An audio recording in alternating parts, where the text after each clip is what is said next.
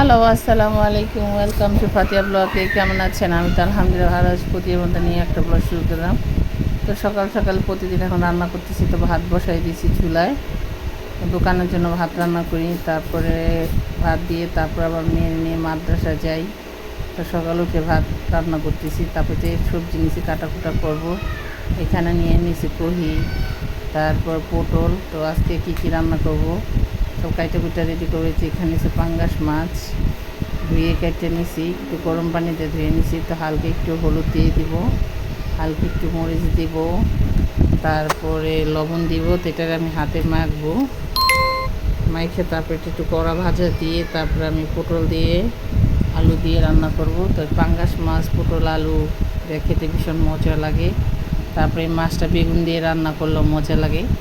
পাঙ্গাস মাছটা আমার অনেক প্রিয়, আমার ভাল লাগে। আমি মানে দুই তিন পিস একসাথে খাই, কারণ আমার বাসায় মাছটা আমিই খাই বেশি। 2-3 পিস আমি একবেলাতে খেয়ে ফেলি। আর রাত্রের জন্য তো বাবা মেয়ে খায় মাঝে মধ্যে, বাবা খুব কম খায়, কিন্তু আমিই খাই বেশিরভাগ, কারণ মাছ আমার লাগে।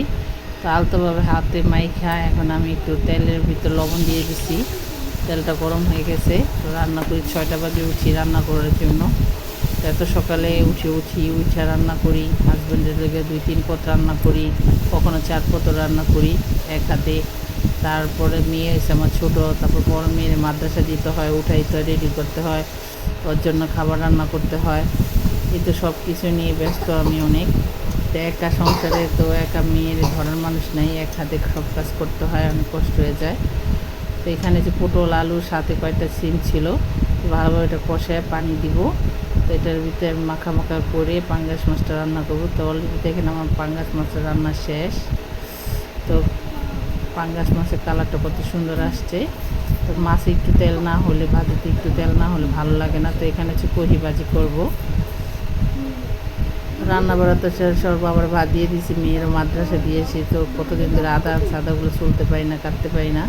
তো আজকে আদাগুলো নিলাম, কাটবো।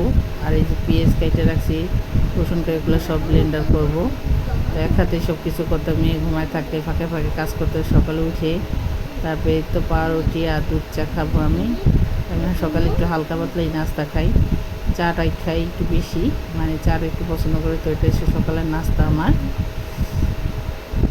আর মেয়ের তো টিফিন দিয়ে দিই, টিফিনের সঙ্গে যেতে হয় না, একটা নিয়ে আসতে হয়।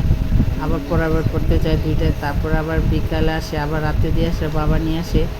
তো এই তো বাবা মেয়েরে নিয়ে আসার সময় তো হালিম নিয়ে আসছে আর পুরি নিয়ে আসছে। তো হালিম আর পুরি খাবো।